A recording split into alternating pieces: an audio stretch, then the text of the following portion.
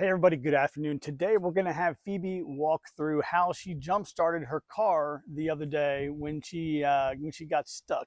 She had a pretty simple issue. The car wouldn't start. She immediately grabbed her jump starter right here and was able to get herself out of a bind.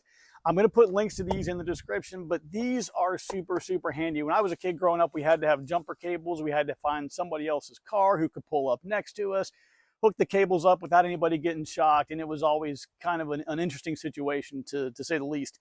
This is super user friendly. This is something I got for her and her sisters for Christmas a couple of years ago. It's got a single plug in the back. You can't put this in the wrong way. Really easy to use. Integrated air compressor with it, so it's super handy. And like I said, all you do is you hook them up, you turn it on, and you'll see in the video that Phoebe does today how simple it is to use. This is the Harbor Freight version of it. Honestly, it's not quite as good. It has a little bit of a bigger battery and it's a little bit beefier with it, but it doesn't have an air compressor, which is kind of obnoxious. But the one with the air compressor was like another 20 or 30 bucks. And I think I just use the cigarette adapter and I plug in a cheap one, and that seems to work okay for me because, you know, I'm always cheap. One thing I do with these things, you guys figure out a system that works for you. I always take the cord that charges it and I hang it off the handle. That way I don't lose it. And there's a million chargers and cables laying all over the place, and I'll charge this thing one time, and if I don't have the cord attached to it, I'm going to find a way to lose it. Now, fortunately with this one, it just has a regular standard outlet in the back, so any extension cord can work fine for this one. But they're probably about the same price. This one's a little bit cheaper, but the Centec Harbor Freight model, they give you like I think it's like a 90-day warranty. And then beyond that, you don't get any coverage unless you buy their little coverage plan. I can't remember what the warranty was on this one. I can tell you it's got a digital display. It works really well. Like I mentioned with Phoebe, when her and I were talking the other day, I tell the girls all the time, make sure you check these every month. Make sure you check the charge level. She had it for a year. And I said, hey, Phoebe, when was the last time you checked the charge on that thing? And she kind of gave me that look like, yeah, I never have. So check the charge level periodically, but this does a great job. It holds it really well. We've jump started, I think, 2 or 3 times with this, and it only went down to 75%.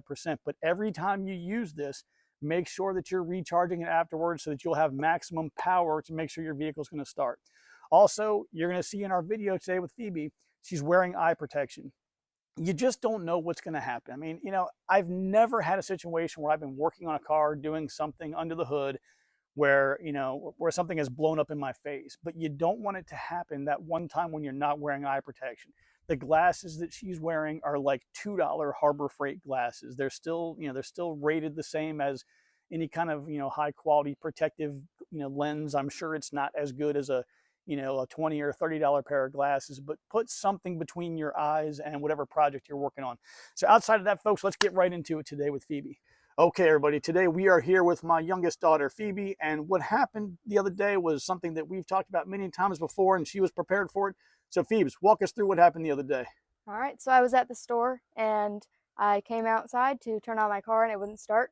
So I went to the back of my truck, and I grabbed this handy little bag with my jump starter and air compressor in it. And now I'm just going to show you how that works. Okay. So you take the positive side, and you're just going to hook it up right there.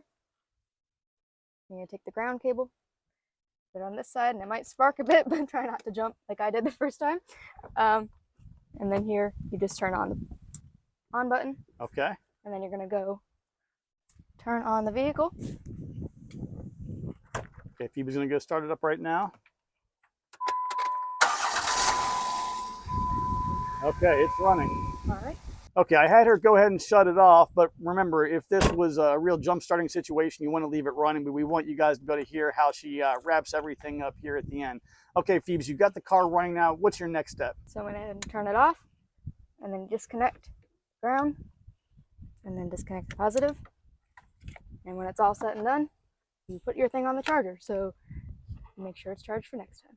Cool, everybody. So that's all there is to it, and we'll give you some follow-on notes here in just a second. All right, everybody, so you just saw Phoebe do the jump starting there of her truck using that little jump starter. I'm going to put a link to that in the description down below if you want to check that out. I think that she got it for Christmas a couple years ago. We put a charge on it.